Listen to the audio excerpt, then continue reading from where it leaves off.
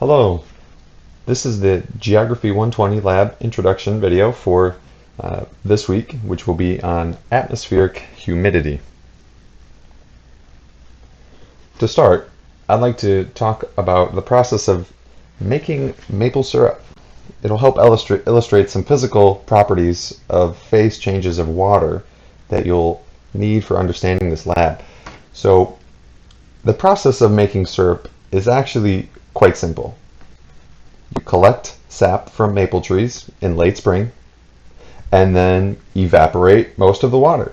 It takes about 40 gallons of sap to produce 1 gallon of finished maple syrup. And it takes a lot of energy to do this.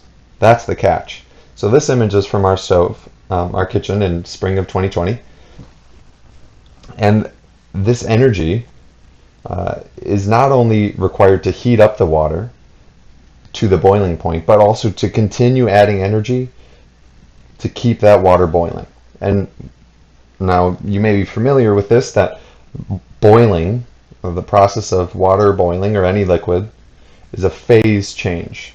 We'll talk a little bit more about this in following slides. But it takes so much energy to do this. It's almost over 500 times the amount of energy to raise the temperature from 98 degrees to 99 degrees to 100 degrees. But then once you hit that boiling point, it takes so much energy to change the phase, to force that water from liquid to a gas. Now, the case of producing maple syrup relies on evaporation. So converting liquid water to a gas to remove it from the final finished product of syrup. But we should all be familiar with other phase changes of water too, like precipitation, condensation, etc. And these are very important for understanding the systems that govern atmosphere and water resources on the Earth. And we should think of phase changes as a net imbalance. If you look at this diagram, this should help illustrate what we're talking about. So if the system was at equilibrium, meaning there's an equal amount of particles going from gas to liquid as there are going from liquid to gas, then there will be no change in the water level. But if you add energy to a system, such as a body of water, then there's going to be more evaporation than there is condensation. And vice versa for decrease in energy in system. And when we use the term energy, you can usually think of this as temperature. So if we consider three phases of matter, let's keep talking about water. So solid, ice, liquid, water, and then gas, like water vapor. There is more energy in a gaseous form of water than there is liquid, and then there's more in liquid than there is in solid. But what is that energy stored as? Well, here, latent heat. That latent heat is the energy required to change phases. So it takes energy to melt ice, going from solid to a liquid. And like I have already said, it takes a lot of energy, like to produce maple syrup, to go from liquid to a gas.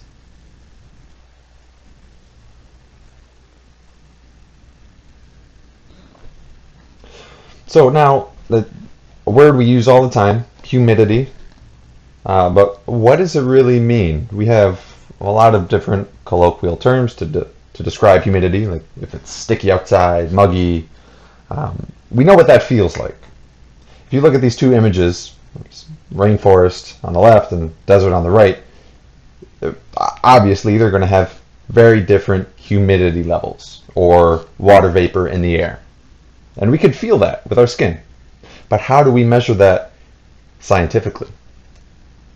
Well, the first way that we're going to talk about It's not in the lab today, but it's important to understand what vapor pressure means. If this diagram, it does a good job at explaining it. If we have a closed system with a vacuum, so there's no other gas in here, for the sake of example, and then we add some liquid water to the bottom. Well, some of that liquid water is going to naturally evaporate and fill that vacuum. And when it does that, so we have particles in this previous vacuum now here, and they exert a pressure on this tube, which has some liquid mercury. It exerts a pressure on this mercury and pushes it up the other side. So the pressure that water vapor exerts on everything, it'll be a small fraction for normal atmospheric air, is the vapor pressure. It's often measured in millibars. Another way to scientifically describe the humidity in the air would be with relative humidity. And to understand relative humidity, we should first understand the saturation point. The saturation point is the total amount of water vapor that the air can hold or support. And that saturation point, that amount that the total water that the air can hold, increases exponentially with temperature. So this graph illustrates what that relationship would be between temperature and vapor pressure. So now what is relative humidity? Well, if we look at this green point here, the relative humidity would be the distance underneath the green point to the distance or vertical height of the red point.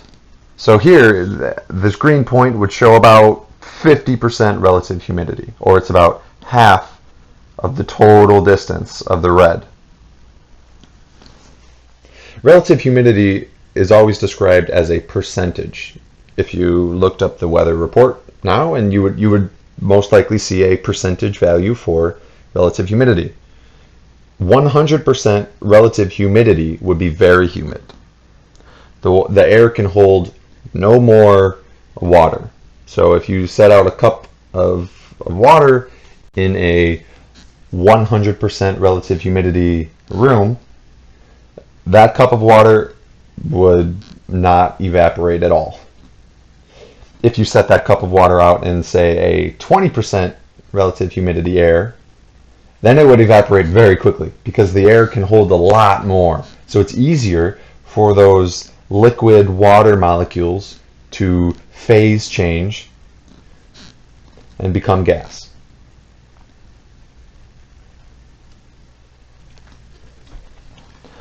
Now, there's also specific humidity. This is another way to scientifically describe humidity. This one's actually quite good because if we consider a block of air, or a chunk of air, a system, with a certain amount of molecules in it, billions and billions and trillions, just so many.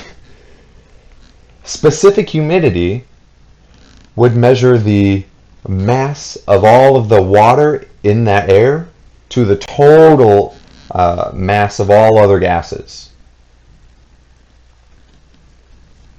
This is hard to measure in an experiment, and it's not often given in your weather reports, but there is also this, and it's important to know because how do they relate? Well, let's look at this example here of a specific humidity which stays constant at all four of these rows. And at each of these different rows, there's a different temperature. So there's only a certain amount of water in this air. There's 10 grams per kilogram. Don't worry about the units, but know that there's, say, just 10 units of water in this air. As the temperature increases from 10 degrees C to 40 degrees C, of course the water vapor capacity, i.e. saturation point, increases exponentially from 10 to 15, and then it jumps up pretty quickly. So this is increasing exponentially. This is the saturation point. This is the total amount of water that this air could hold, which is a function of its temperature. Okay, so now look at the relative humidities. So here at 10 degrees C, the coldest at the bottom, the relative humidity is 100% because the the air can hold no more water. It is completely saturated. The water vapor pressure is at its saturation point.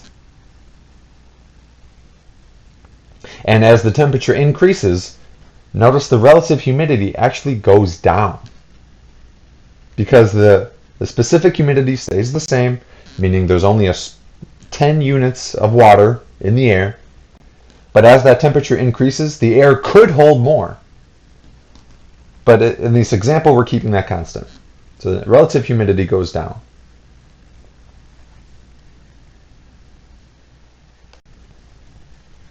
So now, with our understanding of saturation point, let's now talk about the dew point.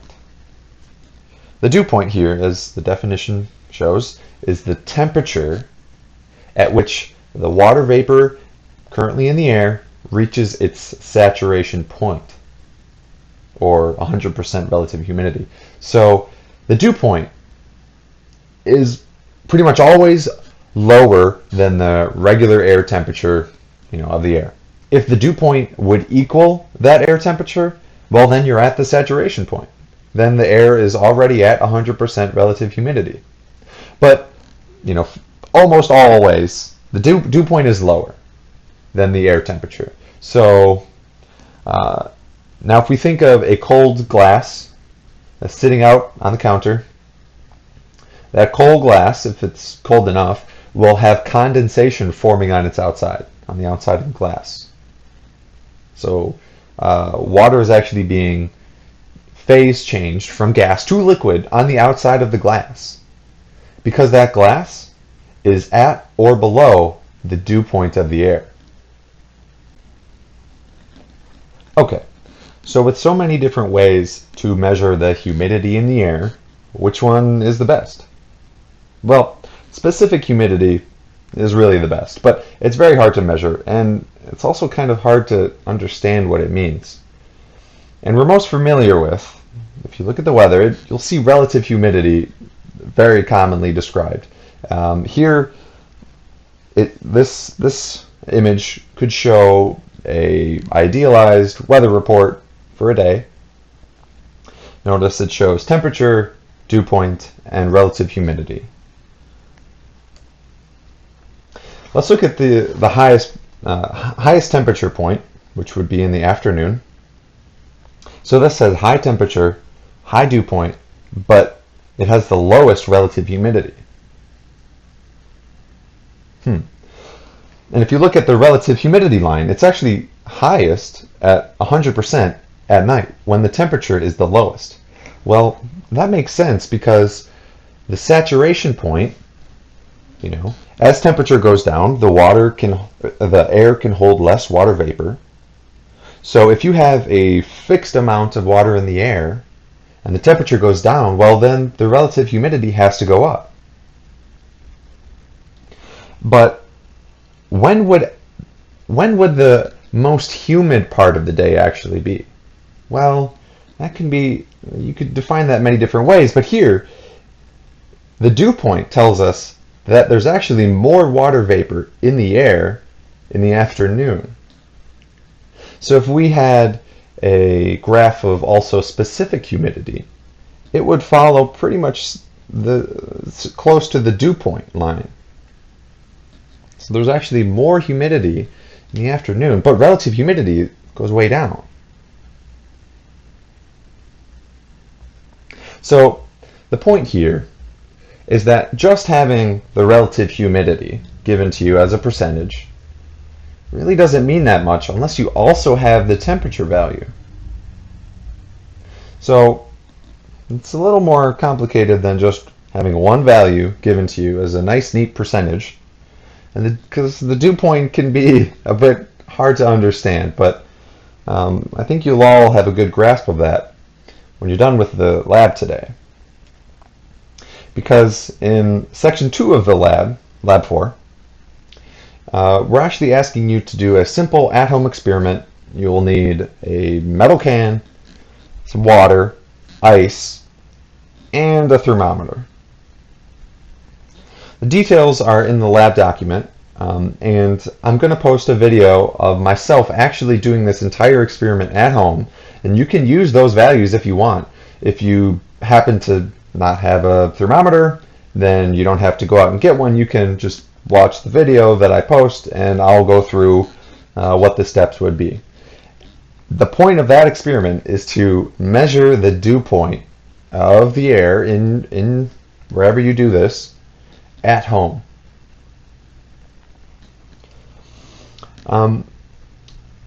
Section 1 should be pretty straightforward, and the final section of Lab 4 will ask you to consult these psychometric relationships. Now, what does that mean? To understand what that means, we should discuss the sling psychrometer, a simple device that can actually measure the humidity in the air. A sling psychrometer is called such because you sling it around. You would spin it, or you'd have to move around these thermometers to get air moving across them. And there always has to be two thermometers, one with a dry bulb, which is nothing added to it. It's just a regular old thermometer. And the other thermometer would have a wet bulb on it, which just means that you have a wick or a piece of cloth or towel, whatever, that you get wet with water. You moisten the wick, and then you put it around the bulb of the thermometer. And then when you sling this psychrometer, you swing it around so that air rushes over the two thermometer bulbs. Well, the wet bulb would have an increased rate of evaporation. So with more air rushing over, it's going to be easier for that liquid water to evaporate and become gas. And when it does that, it requires extra heat in the form of latent heat. If that latent heat term is still confusing to you, I encourage you to look that up in the textbook, because that's going to be very important for not only this lab but future labs, the latent heat concept. So it takes extra energy to phase change. And that extra energy has to come from somewhere, and it comes from the thermometer, which causes that wet bulb to decrease. Now the dry bulb will pretty much stay the same because it's dry. There's no latent heat action going on. So the dry bulb would just read your regular old air temperature, but the wet bulb, as you rush air over it by swinging a psychrometer around, that wet bulb would go down. And the difference between that wet bulb and dry bulb temperature, well, that can tell you the relative humidity in the air. You can use that. There are a few examples that you have to use a lookup table using the difference between the wet bulb and dry bulb, which is just called the wet bulb depression. So use the lookup table, the psychometric relationships that we give you that's in the lab document to fill out section 3. Now, I wish you best of luck with Lab 4. If you have any questions, please ask myself or Ryan.